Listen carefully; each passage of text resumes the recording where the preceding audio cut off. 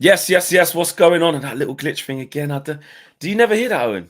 No? Did that sound seamless to you and just normal? Yeah. It's really weird. And last time I said this, a few other people in the chat said, yeah, it skipped for me as well. Really weird. Really weird. The intro at the end there, just a little, yeah. Anyway, big up to yourselves, people. Smash a like on the video, man. Welcome back to United View. Welcome to another morning view. Friday settings, morning after the night before.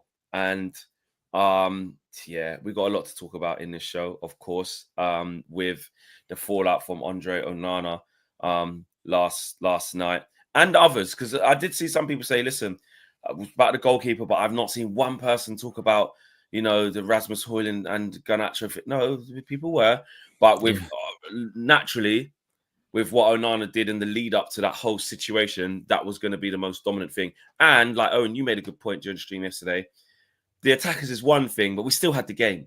We still had the game. Yeah. It still could have been a 2-0 game with those attackers playing shit. It's because Onana directly threw the ball in the net. So we're going to talk about all of that. We're going to talk about the attack. We're going to talk about, of course, Andre Onana, what Ruben should do from here on out as well, and the impact it's having on the rest of the squad, a continuation from last night. You don't know. Let's try and get the first 100 likes in through the door. We're at 78 already, which is good. We're at 300 people watching arrive already. So get the first one. Do you know what? Can I just take a second, actually? Terence Pace. I don't know if it's by design or, you're making sure of it, or it's just natural love and support. Every morning, bro, I have to say, you're almost the first through the door of a super chat. Obviously, there's loads of people here that are regulars, the mods, you guys in the chat, regular people who gift and stuff like that. But I have this Terence for the last, I don't know, maybe I feel like it's this week specifically, even coming on DR, you're everywhere, bro, and showing a lot of love. So big up to you. Big up to you, Terence. Really appreciate that. I've noticed that specifically, as much as a lot of other guys as well. But yeah, I'm definitely feeling that love. And Terence says, Onana is literally the definition of insanity. Constantly doing the same thing. So the same mistake, instead of booting the ball out of orbit, he drops it down for the attacker to pounce every damn time. Matic was right. Yeah. Yeah. That's it. A great way to start the show. Do you know, literally, talking about, last night, remember we went into that game with positivity, Flex. You're like, right, we're going to be positive. That's what it's going to be. Positivity. KG, first 20 minutes, got his chief list. KG's and fair play. I'm writing him down. And Andre Onana, it broke all of us. I was first to go. I hold my hands up. I was first to go. I lost my head last night because I'm just sick of it. I'm so tired of it. I cast my mind back to, I would love to know exactly what episode it might have been. It was around December time, and it was either a morning show or as a preview. And me and you were chatting, and this was when Onana was like, "Oh yeah, but Onana's actually one of our better players this season." Remember that period of time, one of our better players this season. And I remember me and you talking, going, "Well, I'm still reluctant to be going overboard because Thanos settings, it's inevitable. It's inevitable that the mistakes will come." And at the time, I remember some of the pushback to that was, "Nah, come on, he's playing well now. You can't come up. Let's not criticize. Let's not do this. Let's not do that." And again, he's inevitable. He's inevitable every time. And we spoke about it so often this season with him. I remember that Forest game. When after that, I went, he's not getting any better. He's not going to get any better.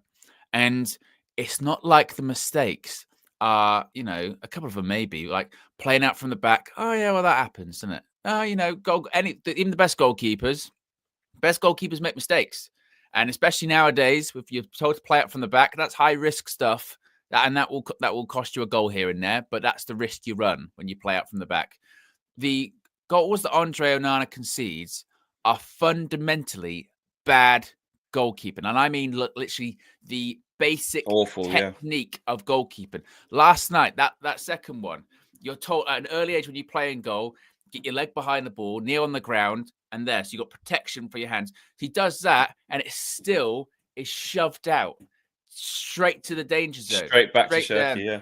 The first one, he literally just falls slowly. The ball bounces over him. It's there. It's right there. So, right. Someone said on the full-time view, they thought they were watching him in frames per second. Literally, like, it was like AOL dial-up. Like that. And it's just, and you can see it the whole way. And there's that. I mean, because there's so many different layers. It's like a fucking onion. There's so many different layers of this. Yeah. So there's the mistakes in general, which is criminal. Once again, in a big European match, our biggest match of the season, when we need the senior players, we don't even need our goalkeeper. Just like this was basics. This wasn't like basics. This was basics. No. But then the extra layer on top of it is he's getting involved before the game with, Matic and all this kind of stuff, going out, we're the better team. Matic, rightfully so, says the worst goalkeeper ever, statistically, not even like in my opinion, like statistically, factually. And then before the game, he does the tweet, well, at least I've won trophies at the greatest club in the world. Yeah, no thanks to you, because you threw the ball in the net at Wembley last year. And then he goes up to the ultras before the game, headphones in. That's what's making it even worse. You're making it about you, bro. You don't need to go to that net and fucking pretend to touch the fucking net and the post and doing all that. You know what you're doing, bro. You know what you're doing. When we scored the second goal, he celebrated in front of him. He celebrated in front of him. Did he? I'll get the pictures. Did he? The pictures. Yeah, mate. Yeah. While you get the pictures, I also dug something up that I swear I got it in my archives of things that I've sent. This was me in 2023 discussing Onana. Yeah. And just listen to the hesitancy in my voice and where I was at. This is in 2023. I am massively worried about him. Massively. I want to back him and I will try to continue to, but I would be lying if I said that I was 100% confident in how this is going to turn out. His whole technique of even how he dives to get near a ball, it just looks off. I had a conversation, with Peter Schmeichel before the game. He said to me, Flex, he's got a lot to prove, put it that way. That was before, and he was explaining to me about some of the saves and the mechanics of like how he hasn't got there and it doesn't look quite right. That was before the game. And then you see that on top of the evidence that we've seen before, you're looking for this emphasis on distribution. I'm sorry, we're worse. We're worse. So I'm not writing him off, but I am massively, massively worried that move and that decision to get rid of De Gea could go down as one of the biggest downgrades we've ever seen. So obviously it's early. So you're going, I can see where this is going, but I'm not going to write him off yet. Let me just see. You know what I'm saying? I think that was in September 2023. I think that was. Yeah. So what's that? That is his first season. Yeah. His first season. Well, obviously last year was his first season. So that was in September. So he'd only been here August. What month? Wait, no. Yeah, this is his second season, isn't it? So last year he would have. That was me after 2 months of seeing Onana. Yeah, 2 months. And this was Onana after we scored last night. Oh no. Oh no. Are you sure our away fans were? No, they weren't up there, were they, behind that goal? I mean, it just gets worse, man.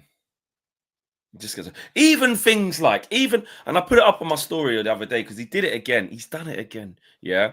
People were laughing, saying this guy, even when Bruno was taking a free kick against Man City the other day, he's over the halfway line. He's doing all this. He's going, go that way. Like the thing he does for Cameroon where he fucking runs up to the box where they're taking it and doing all this shit. Bro, you're a goalkeeper. Not a very good one.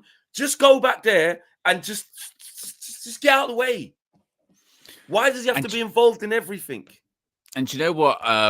We had a lot of calls last night on the full-time view, and actually, it was interesting to see people basically sort of going like, right, if he now continues to play, that's now on Ruben. Like the decision's been made for you. Yeah, the decision's been made for you. We've seen it for 2 years. If you persist with it, the blood is on your hands. Basically, correct. Every mistake he makes after this, it's now on enough. You. He is not going to change. He is, 28, 29 years old. He is at his peak as a goalkeeper. I know goalkeepers can play later on into the career, but we've seen it for 2 years. He is not going to get any better. He's probably not going to get any worse, but he's not going to get any better.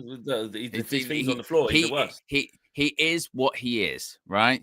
If you continue to play him, and now we go out of the Europa League next week or what have you, then that is on you. You have zero choice. You know. And the fact that we kind of joked about it before the game, it says a lot, doesn't it? That we I know the whole standards thing, stands on the floor 2024 Dan Gore, but we had kind of normalized it, really, with this don't come out and say it, you silly sausage, I can't believe he said that, Onana, if you dare do a blunder, or if you dare, look at him coming out there with the headphones and looking at the crowd, what's he like, part of life. No, stop normalizing it. This is not normal. He is, as Manuel said, one of the worst, if not the worst goalkeeper that we've had in the modern era at Manchester United. Frankly, again, in a season which we've been laughed at all season, we found another way to kind of humiliate ourselves. And it is Groundhog Day again. Yes. It's the Champions League last season. That literally, it is Groundhog Day again. Bill Murray settings. Honestly. Well, it's Groundhog Day. Again.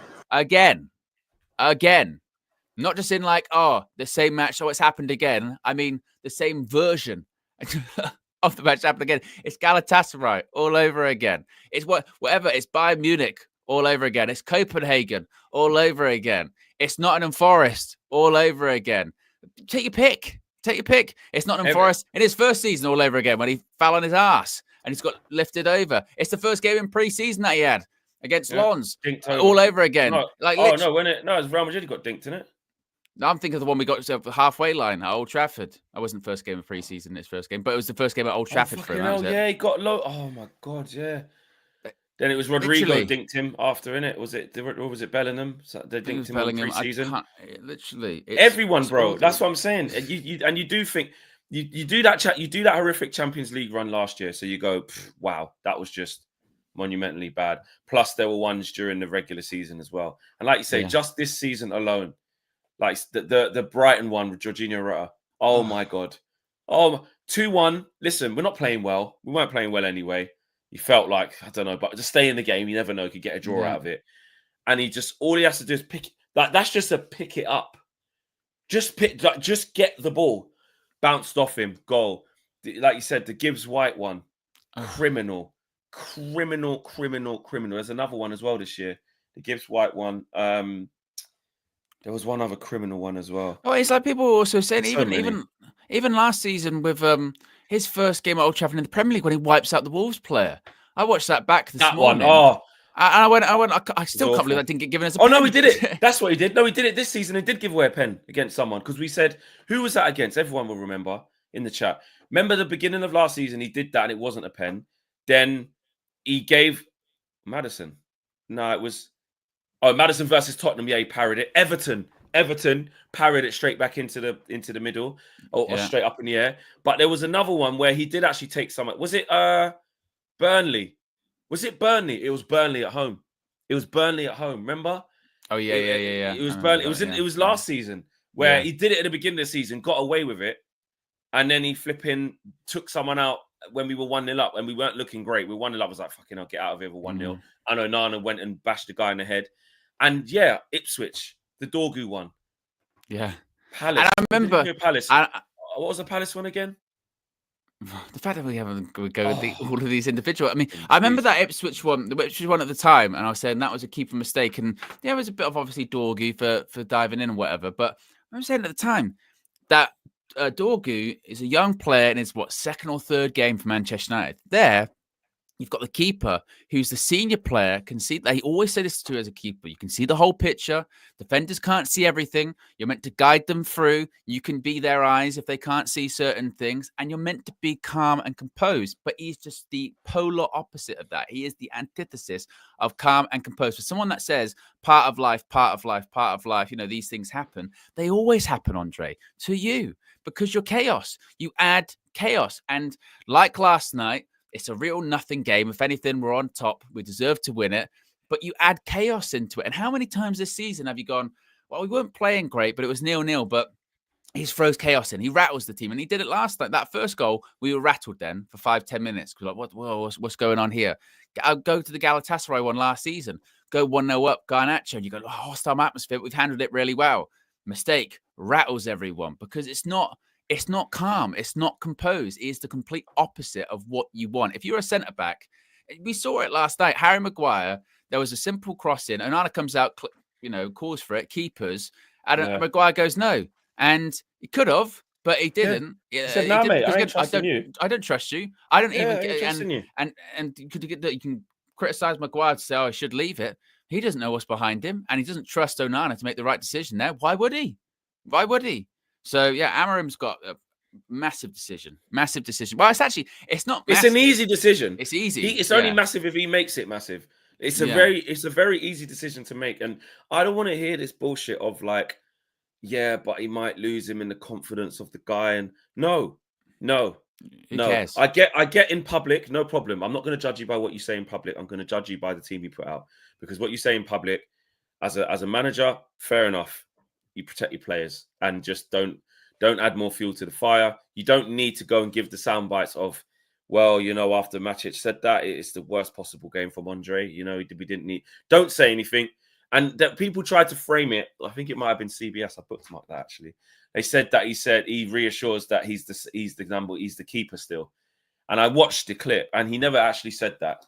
He said Andre done that mistake, whatever, and he went, we will continue to do the same things, training. Then the next game, he didn't say. So they've took it as continue to do the same things, as in he's the number one still, or he's going to play in the net.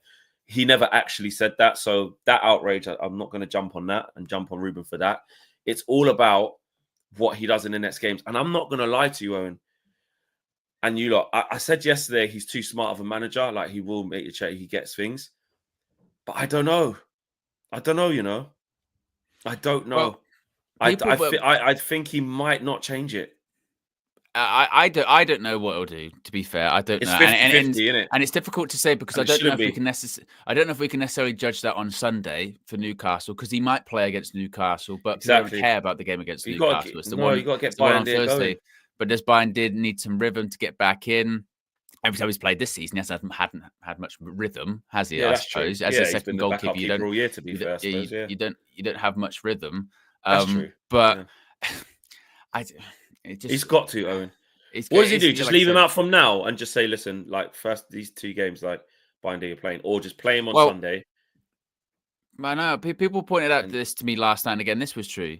You've got someone like Ruben Amorim who he's been praised, criticised by us. You're going to have critics. He's been praised by the majority for the way he handled like Rashford, the way he handled Garnacho, with all that. And that was off the field stuff. But with these outfield players, he's proven himself, decisive, not going to stand for it, not tolerating Casemiro, you're not doing it right now. You're out. You're not playing. Kobe, no, 10. You're not. No, don't do this. Yeah, first game he played Eriksen. Eriksen just never played again after that for ages. Yeah. Like, no, not good enough. So there shouldn't be any difference with a goalkeeper. If you are costing the team games, if an outfield player was costing the team games, points by, stupid tackles, silly mistakes, missing chances, whatever, then we'd be like, don't play them. And you have legitimate alternatives. Bayern Dia is there. Even fucking Tom Heaton would not make those mistakes last night. Even with Tom Heaton's going to retire at the end of the season, he would not make those mistakes. And come the summer, this is when I will not have any rationale for not getting another goalkeeper, because I'm telling you, any goalkeeper is better. So not even if the excuse is, well, we can't afford 40 million, 50 million for a goalkeeper. Yeah. I'm not saying spend 40 or 50 million. No. Buy someone for 1 million. Buy anyone from. But this is where the Ramsdale thing comes into it. Serie A, Liga, whatever. But this is where it comes into it. Owen, the Ramsdale thing. You look at Southampton, like, he's going down. Like, there's a number one spot at Man United. It's that. What worries me now is where we have to be a bit careful. You are right in terms of, like, it can't get worse than him because the lowest of the low. Like Toby says it there. I agree with you, Owen. Any goalie's better.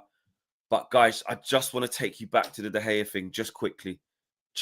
I know we're not going to get a monumental downgrade because it can't go lower than this. I get that. I hear you. But we have to be careful with who we go and get because That's what I'm saying. If it's not possible, I'm not even saying get the long-term replacement. I'm not even saying that. I'm saying just move him on. And if the long-term replacement isn't there, get someone, and then don't overspend. Don't give a big contract. So would it be someone? Okay then? Say we could get Ramsdale. Say we could get Ramsdale. For not even Ramsdale, because I know. I just say you could. Say it was locked out like that. I'll be like, oh, maybe no. I'll go literally. Go get a free agent. Go get a free agent for a year. So someone don't invest too much. If the right opportunity isn't there, 15 million. Yeah. Oh, there was the keeper from Napoli, Mere. He's out of contract. Get him in. Well, whoever, someone for any again. Even if you're like, well, we didn't really budget for this, and we weren't really thinking about it. But you know what? Just change the goalie. Though. Just change. It can't be him. Not big wages. Don't have to overspend. Get someone in and go for a year, and you go, right, well, we'll just address that at the end of the season. Because Ramsdale is better than him. If someone told me that you have to have Ramsdale next season, it's that bad. I swear to you, I'd say, well, listen, you know what? He's not the answer, but he won't make as much mistakes as Thingy. At least I know that. I know I'd just be like, we don't, do we really want to commit? Because if you see on Ramsdale, it's probably multi-year contract. You put a bit of money. I'd be like, no, let's not do that. Because he's so available, getting relegated. But there's loads of people available, Flex. There's loads of people because anyone's available. And they're better than Onana. Obviously, anyone that is available, very good. But I'd like to go and get these big P's. Like he's tipped to go Bayern Munich as well, isn't it? That's what I mean. If you can't, those big signings, whatever, and they say, look, financially we can't do it. Fine, no problem. Go find someone on the cheap that we get for a year. Do a loan. Do anything. Because anyone is better. Yeah, no, you're right. You're right. I'm a bit worried because I'm like, I've got to be careful who you get. But like, it is that bad now that like you need a short-term person who's just going to stabilize. We'll never get Kelleher because he's fucking Liverpool and he ain't going to come to us. Team Nathan says, morning lads, in the office getting stick, can't do anything but agree with them. Feels horrible having to agree with the ops about our own players. #UVFam. 100%. I had this stick for ages in my group chats, I shout out, AGT and they big up the hair. Abby said, big up the hair. Onana, this, that. What can you say? The same way how when Matic was saying the things, Nathan, like yesterday, the day before yesterday, we didn't even want to cuss out Matic. Because we all, deep down, we all knew. We all said, well, the reason why we're not really clapping back at Matic ain't just because he used to play for us and, done all right while he played it. It's because what he's saying, we feel is probably is true. It's true. And we know that Andre Onana has the ability to mess this up. And then look what he meant to go on and do. You couldn't have written that script any more perfect against Onana. He's going to say all that. Matic's going to say that. He's going to clap back. He's going to walk in front of the fucking fans with wired earphones, touching the post, trying to wind them up. Then he's going to concede 2 goals, both on his head top, and the last one in the last minute when United have actually wrestled back the win. Sanjeet says Hojlund and Garnacho should be thanking Onana this morning as he has reduced the criticism they should be getting. 100% agree with that. Marcel and Cam in court for saying how much better this guy would be than David De Gea and improve us. Did they say, they were saying get rid of David De Gea because we need a goalkeeper that can do everything, this, that, and the other. But did they say specifically he will be the upgrade? He is better. United View clips, go and find the evidence. They probably did or something. They were so against De Gea so much. And I'm not going to say like I wasn't. He was making so much mistakes. I was like, he's going to have to leave, man. He's not good enough anymore. But I even went, like I say, I went too far because look at him at Fiorentina. You look at him there, you go, well, he could still play for us. All right, he had a bad season. He had a very bad season. But and also he had 9 other good ones. In that 2 years, football's kind of changed a little bit as well, hasn't it? Because that now it's back to, can you just save the ball? Yeah, that thing of like your goalkeeper being good with your feet. You need to be good with your feet, but because football's got a bit more direct again, it's like, well, I don't really care if you can play out from the back that much. You know what I mean? Get the ball out the back of the net. That's all we really care about. Do your job. N248 says, to me, Onana has always come across as though everyone is overreacting to his howlers. I generally don't think he realizes how terrible his goalkeeping is. Do you know what? That's an interesting truth for chat, because like I said, he has this nonchalant, he's like, he can't believe, it's not in shock of he just done that save. It's more like the shock of everyone's overreacted. He's still quite calm in it. He'll be fine. That's all right. Well, again, when I can't be the worst goalkeeper in the world. I was in the Champions League final, last season, and it's like, mate, like again, what reality are you living on? Like I mentioned distribution. Let's be honest here, it's not even that good. It's not. Its distribution not even that good. You're neat and tidy on the ball, but about it. Yeah. He can pass with both feet. No chance. No chance. Danny DeFeater says Onana's goalkeeping is on par with the goalkeeping you see in those Sidemen charity matches. Yeah, exactly. I mean, shout out Fogden and that. Do you know what I mean? Lil Yo Fogden with the fucking what do you call it? Del Boy hat on in goal. Mad. Yeah. Lil Yo-Yo says, anyone with a high top fade, slap yourself. This is what I mean, bro. I remember when this was a joke, I remember when this was a joke, Flex. You remember that picture of Marcel? Yeah. That was the joke, whatever. I'd have to grab her. 100%. He starts games for Newcastle. You know what I mean? He's got Pope out the team for a while this season. Like, honestly. 100%. Yeah, he's been actually quite good. He's been good. Yeah. Good this year. He has. 100%. And we used to laugh at him as well. Ivor Clip says, morning, gents. Can we get the list KG made last night? There's no point. Yeah, it's like he started it. It had a lot of names on it. And then it just evaporated because, to be honest, even KG went, you know what? I can't even defend. You don't have to just, everyone's got to be able to just vent because it was too much. It was less about, obviously, people were doing little things towards the team and we're like, no, but once that Onana thing happened, the first one, it was too strong. The dam broke. It was, it was, and fair enough. Even I was like, you can't. What can you say to that? Kishan says, I have a bad feeling he's going to cost us the tie. Well, if he plays the fucking second leg, yeah. Well, you mean just in general because we might lose the second leg anyway now. But it's so true. I saw Angry Jins fucking losing his shit, kicked his door off. Actually, kicked his door off, and he was saying this game should have been 2-0. That game should have been 2. You know how amazing it would have been going back to Old Trafford at 2-0. And another thing, I'll talk about in a minute. Let me get these super chats out, actually.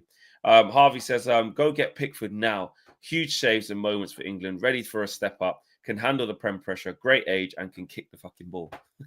I mean, Pickford's a nutcase. But, I mean, for England, he's always been very good. I'm not a big Pickford fan.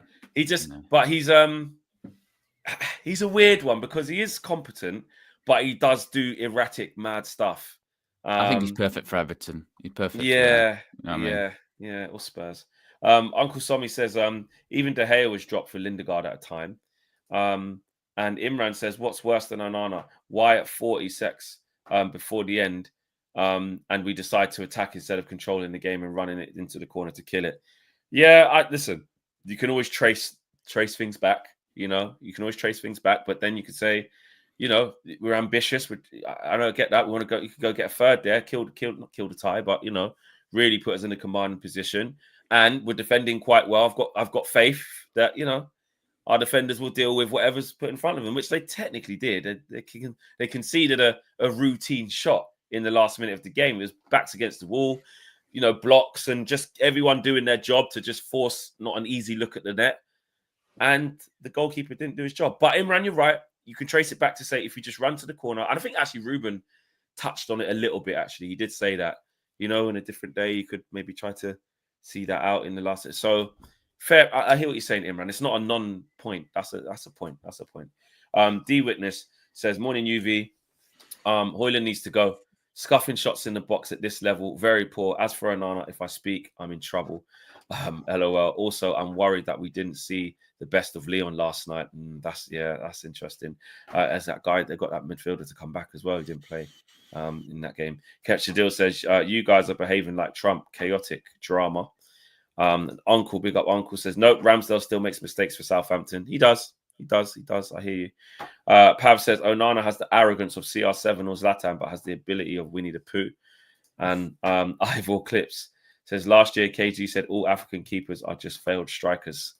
Well, I mean, that shout's not looking wild, is it? Because he just wants to be out on there. And Senor says, will James Trafford be expensive? If not, get him. Yeah, he's on his way up, James Trafford. He's doing all right, isn't he? He's doing all right. Yeah. I think he would be expensive, though, because he was already 20 million to go to them.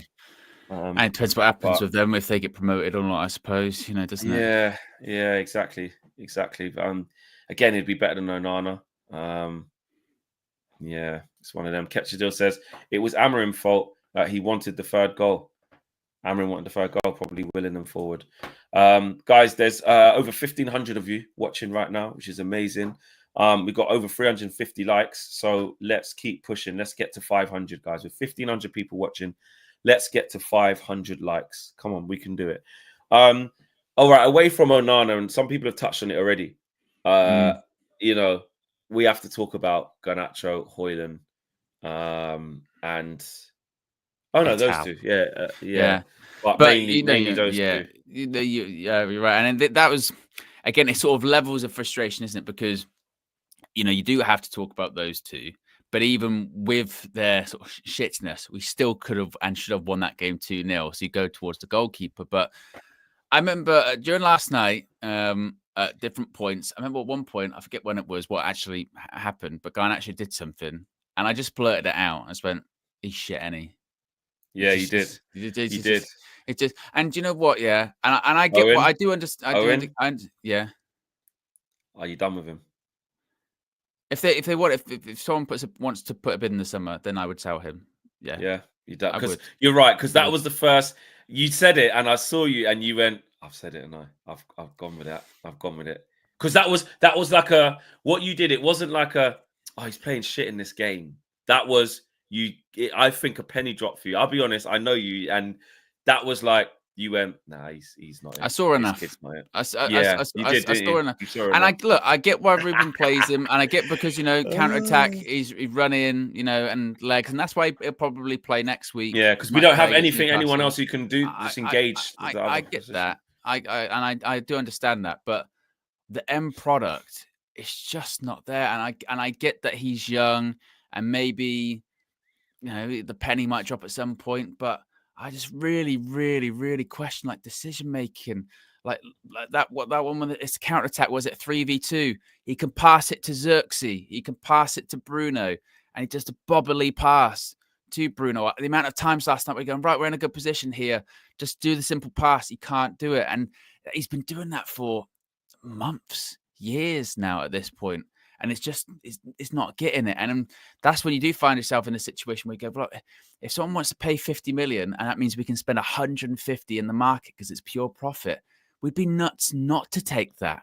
We would with all of the problems that we've got, with all of the positions we need to recruit for, we'd be mad. And I know this whole academy players and,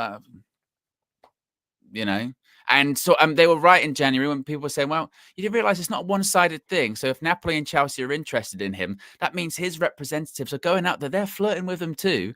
It's not that Man United are shoving him out the door.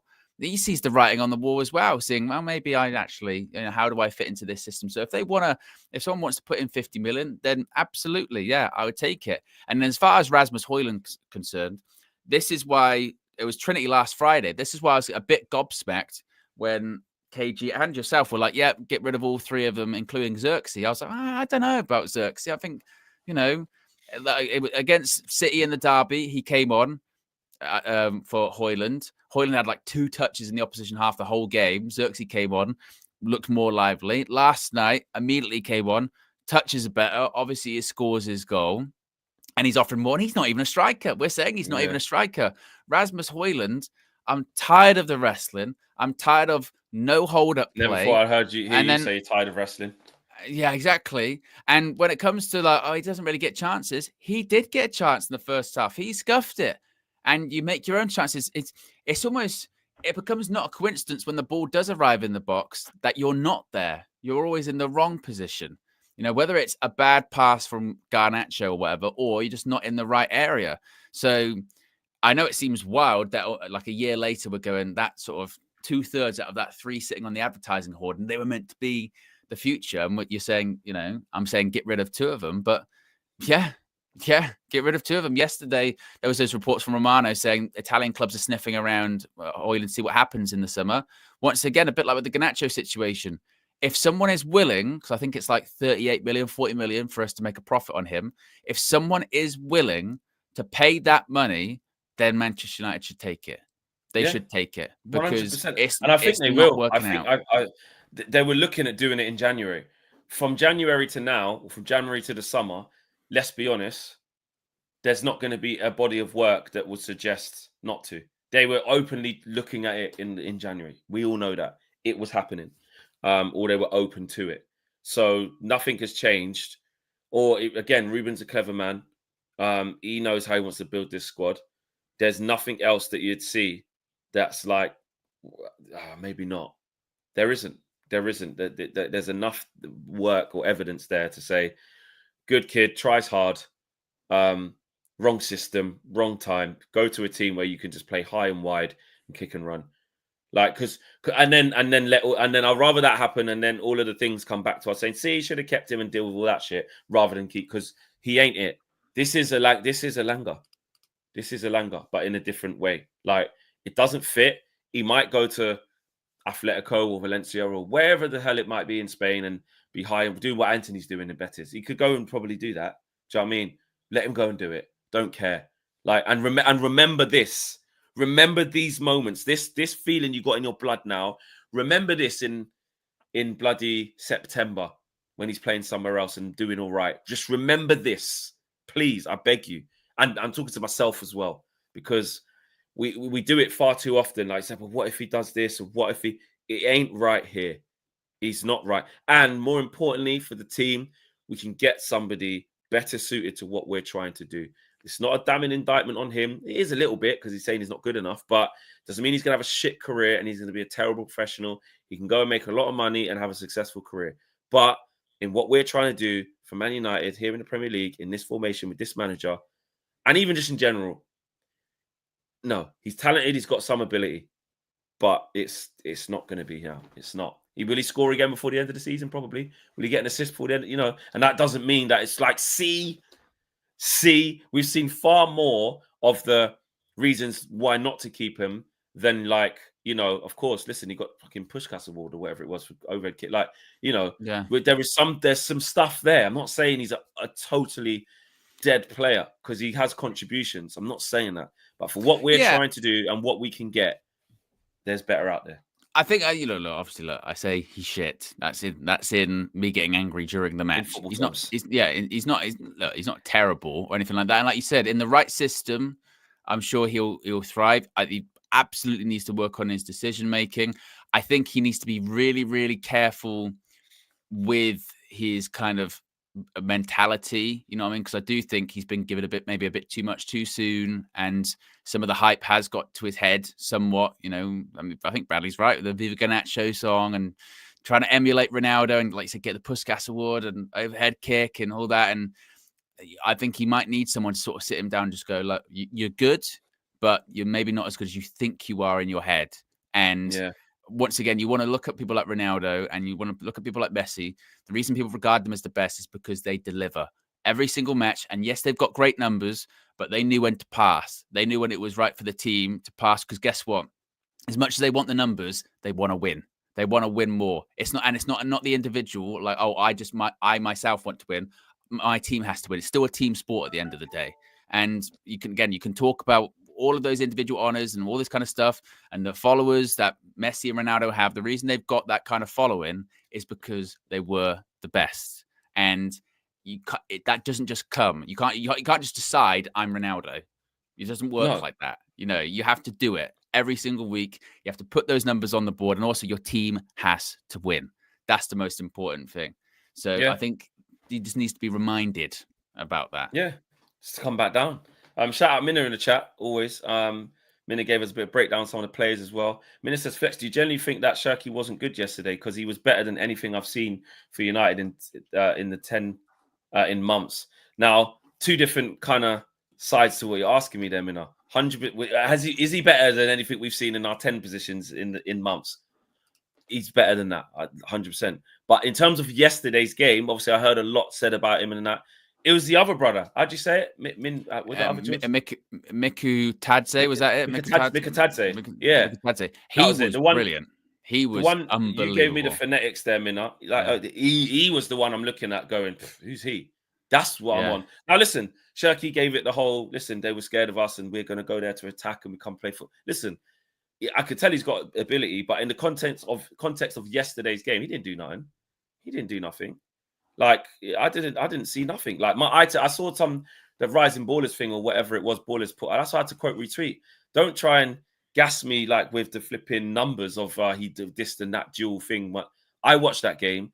He didn't do nothing. He didn't do nothing. He didn't. All he did was accept the gift of Onana that he gave to him. You know what I'm saying? But you did say that. I told you Mikatadze would be a threat. He was available for like 20 million after the Euros. Exactly. He was really That's good. the one. That's the one I was looking at. Eye test again. He didn't score, but eye test. I'm like him. He's taking people for clowns, mate. He's on shit.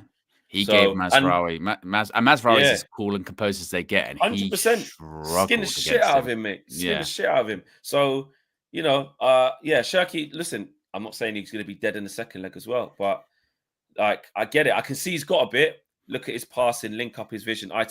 The comps I've seen of him, I go, he's got a bit. Yeah. Like I'm not saying he's shit. I'm just saying yesterday he didn't do that much. Yeah, little set, you know, little quick feet. Yeah, nice. I'm not saying that. Sancho does that. Like just quick feet, like little set, you know, keep the ball nice. He's got tech. I'm not saying he's dead, but last night, he didn't do nothing, mate. He just got the tap in and stood on the boards like he had a generational fucking 10 out of 10 game. He didn't do nothing. But I understand he's a good player. Someone else said it there. We need to speak about Lenny Yoro. Rasmus Hojlund. I mean, are we finished on the negatives? Rasmus Hojlund. We'll do Hojlund very quickly. I feel like let me do the super chats. And we'll do that. Hold on 1 second. Wait a minute. Last year, KG said, James Trafford, Amorim's fault. We read that one. Here you go. 5 minutes on Yoro, please. Great to see improvement. We're gonna get to the positives, which is him, Xerxes, Mainu off the bench, Mount off the bench. You know, we're going to talk about that, about actually some of the good bits, because we didn't lose last night. I just felt like we did. Yeah. AB says, yo, Flex, you head into the second leg at Old Trafford? Absolutely, of course. Not if Onana's starting, though. I might turn back. Boycott. Yeah, boycott me.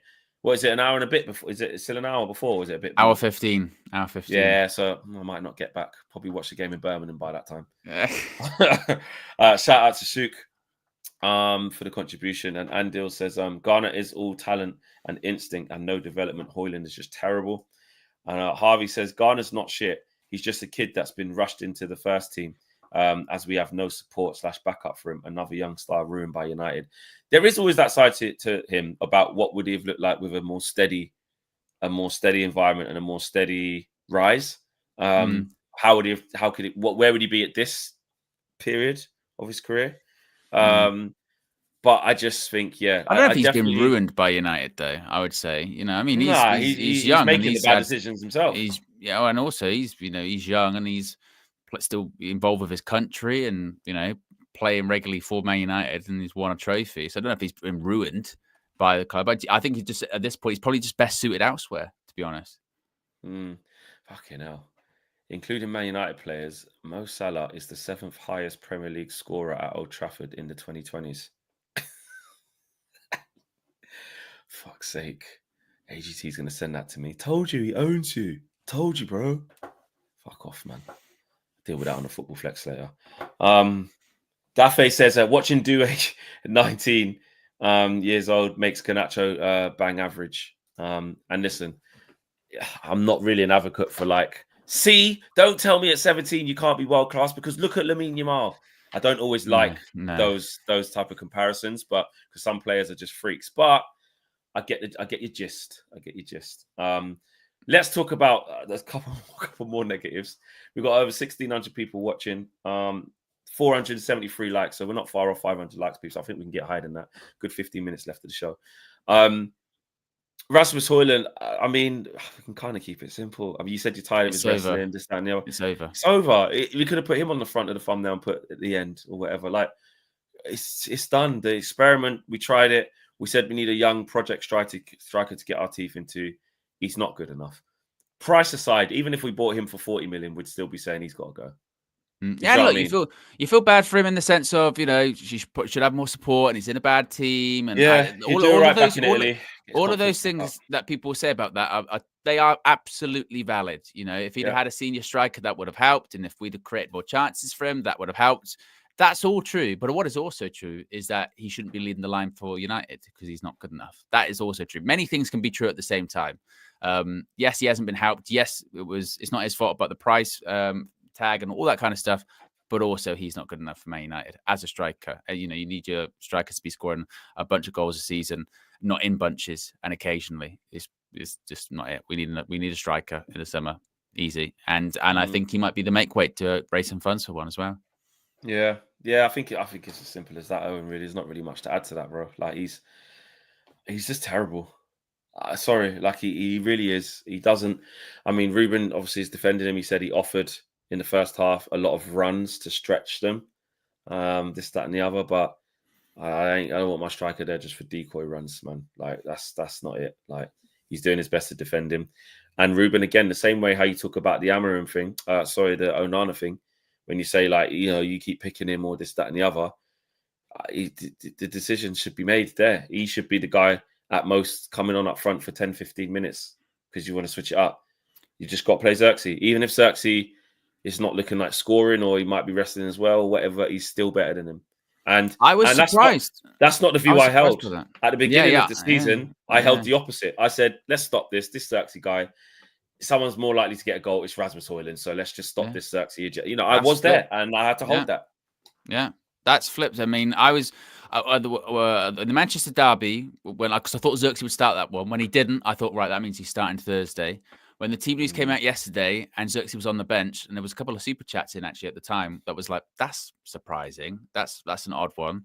And it's the same, you know, against City, barely touched the ball. Hojlund didn't get involved. Xerxes came on, looked much more lively, made a difference. Same last night, of course, he gets his goal. It's a brilliant pass by Bruno Fernandes. But even before that, Xerxes he's linking up better. And again, Xerxes not amazing. You know, he's not the most amazing. No. He's not even a striker, but he's doing something. We look more dangerous with him. So next Thursday, regardless of what happens on Sunday, I don't know.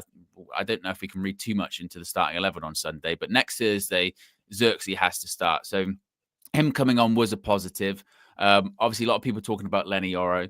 Lenny Yoro obviously gets his goal, but we said the stat, I can't remember what shirt was on, that he hadn't been dribbled past in 12 games. He does look like, and this goes back to, I suppose, the last summer window we had. We had this discussion the other day, didn't we? Of going, people are still overhyping or overgassing that summer window. You want to talk about a summer window that's aging fairly well versus one that's not aging well.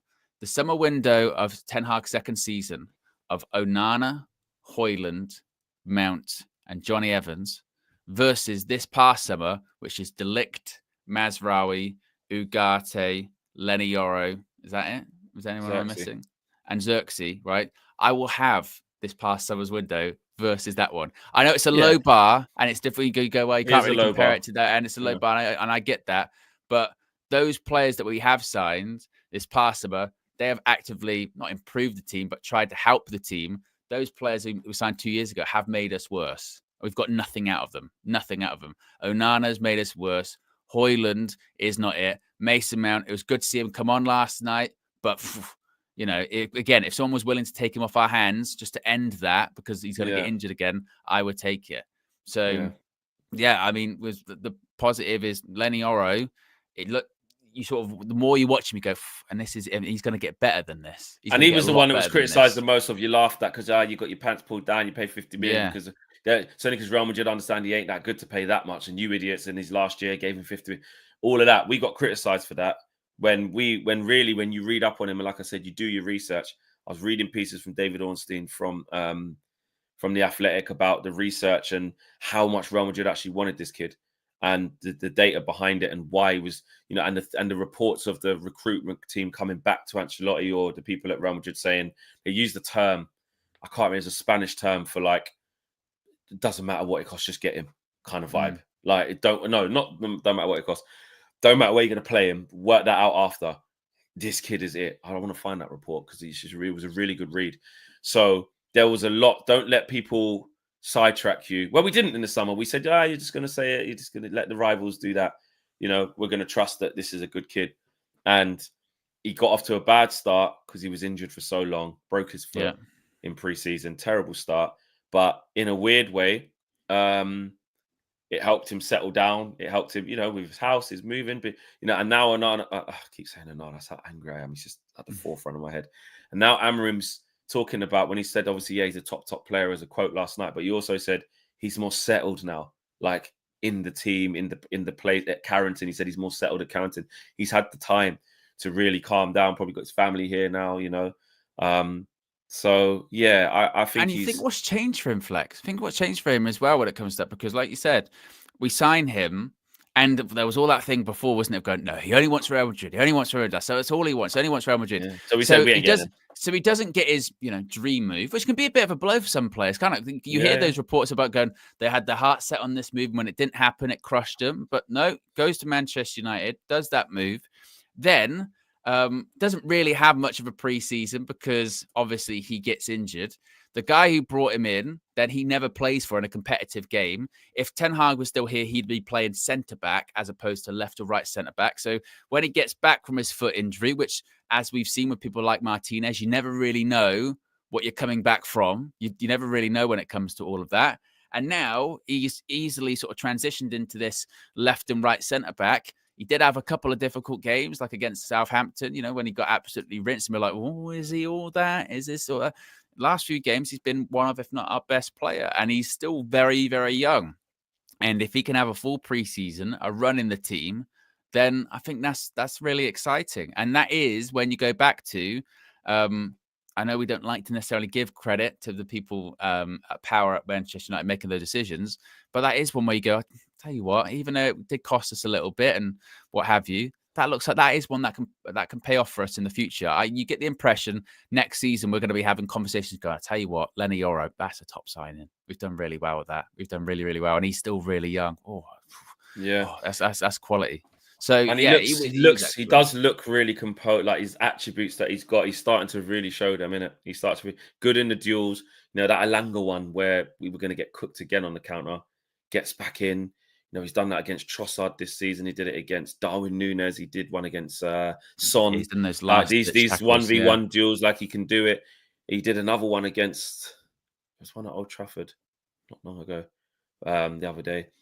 So he gets it. He does get it. And yeah, more praise to him. He looks really, really good. I think it's interesting. Obviously, Kobbie Mainoo, it's like Shanor says there, Kobbie Mainoo yesterday, after a long time out. Listen, it's a short cameo. What was it? Probably about 10 minutes. Yeah. But I'll tell you what, for the first goal, to recycle the ball, gets his head to it to make sure we keep the ball. And just in general, the way he kept it, made a tactical foul on Lacazette. That was a good foul. But the way he kept the ball and moved the ball, there was just in that little cameo, it looked a bit like the Kobbie that we know is there, which is a big positive, a big positive for him. It's only 10 minutes, so we can't get too carried away. But if there's anything, if you're looking at that, give him some minutes against Newcastle. Could you start him? Get him starting. Maybe, I don't know. Maybe not, but he might start next Thursday though. He might start. That's Thursday. what I mean.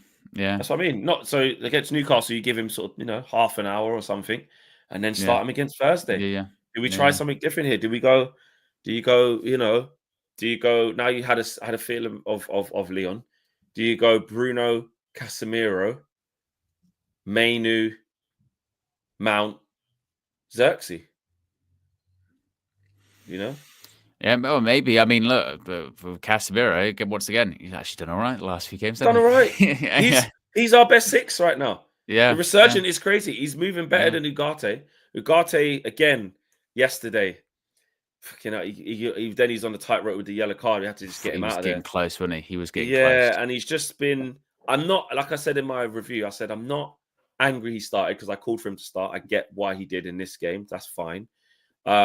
But just the display that he had just wasn't. He just can't pass, man. He just can't give you anything on the ball. Nothing at all. Yeah. You can only do the ugly shit, which will get you so far in certain games. But for more games than not, you won't need someone like Ugarte. That's what I'm worried about already. Not worried, but he looks like a squad midfielder. Let's be real. He looks like someone you wheel out for the big games, big occasions, or bring on last 20 minutes, shore things up. I think you have players a lot more talented than him in your midfield. And people laugh and say, they were saying it from the other day, it's agenda. Do you fit? It's not agenda.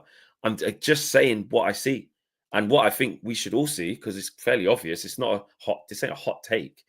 I can just see he ain't that good. That's it. He's just not. I know what he's good at. But he's not good at enough things. And when you do look at it, we paid like 50 odd million, which I was looking at going high volume tackler. We need someone who can get about the stats did make sense for what he, highest tackler in Portugal, highest tackler in France. But when you see it in our team with how we're playing, he's got to have more. I think it depends. It depends. He shot his fucking off target. It depends who he's paired up with. I think it depends who he's paired up with. Because again, his stats do speak for themselves in the sense of he wins the ball. He wins the ball, and if he's paired with someone he's really dominant, he can do everything. Really dominant, yeah, and sprays the ball around, really good pass or whatever, then that partnership absolutely could work. But you can also see, I remember watching those games against PSG versus Liverpool. I messaged Flex. Yeah. Straight away I went, I can see why Enrique wanted to get rid of Ugarte. 100%. Not like a massive slam on Ugarte, just watching how PSG play and what Enrique wants his midfielders to do.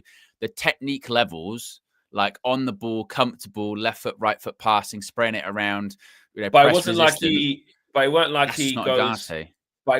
goes, I've got two of them. I've got Neves and Vitina. They can do that, but I'll keep him to like just be ugly just behind and screen. No, like Fabio Ruiz and that as well. I know they play like a flat three. It's not really one holding or anything, but he didn't even think that. Like he could be useful just to. No, he's just surplus. And Zanderberg is what we needed, says the Rap Hub Heaven. And listen, people laughed at the Burnley thing. Zanderberg again. That snobbery, like we're doing with the lap. Zander fucking Berg is about to give it. Nah, mate, nah. And you see him at Fulham, and he can do more. He can do more than Ugarte. He can pass better than Ugarte. He can. And João Neves can get about two and pass. And that's the thing, like what Ridwan says, exactly. You need more, especially because we only have two central midfielders. I don't think there's enough in there. When you've got three, you can have one to say, listen, you just sit and let them other two play. Like Arsenal do. Even though Partey can play, you sit and screen and sort things out. Declan Rice, you go and do a madness. Odegaard, you go get on the ball, whatever. But for us, we only got two. So they can't have big deficiencies in their game. I don't think they can have big deficiencies in their game, personally. So yeah. I think we've covered everything, haven't we? I think so. Yeah. It's just honestly. Yeah. Next Thursday, man. That's the one, isn't it? I mean, Newcastle's really, obviously, look, we don't want to go out there and get destroyed. But if we can frustrate them and get a draw, maybe, but the important thing to remember is, I'm going to say that as being all depressed. The important thing is, look, we did not lose. And we should be coming out of that game going, say what, we beat Leon at home. We should have beaten them away. It's a bit like Real Sociedad. We can beat them, and if we just do job, then at Old Trafford, it should be fine.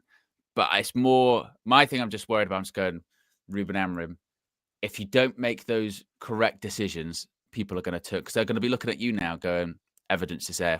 A bit like, with Ten Hag, when it was like, everyone can see it, and we know you can see it. So if you don't decide to do something about it, then that's on you, because everyone can see it. Like he was doing with Anthony, or playing Rashford every week, Yeah. Exactly. There you go. Right, guys, there is not going to be a Trinity this evening. There's going to be a Trinity for you tomorrow morning. Tomorrow morning. Okay, so check that out. Trinity tomorrow morning, not tonight 7. Tonight 7 will be the match preview for Newcastle, which I'm pretty sure who will be asking to not play in this game. But check out the match preview at 7 p.m. Be a short pre-record for you guys, so make sure you check it out. Get involved in that. Drop your comments in on it. Let us know what you think about the predicted lineup and the predictions for the game. And we will see you then and tomorrow morning as well. Shout yourselves out. Big up for supporting in the show, and drop a like on the way out. We're out of here. Peace.